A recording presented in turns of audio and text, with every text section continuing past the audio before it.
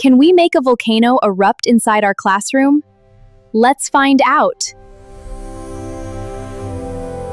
For this experiment, we need baking soda, vinegar, red food coloring, dish soap, and a clay volcano.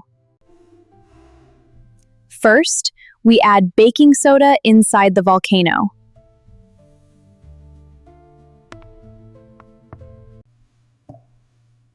Now we add food coloring and a little dish soap.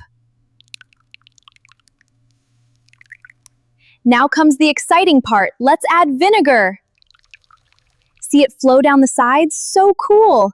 That's the power of science. Baking soda and vinegar react together to produce carbon dioxide gas. This gas creates bubbles that push the foam upward, just like a volcanic lava eruption. Try this experiment with an adult and follow the Teaching Corner Science for more amazing science experiments.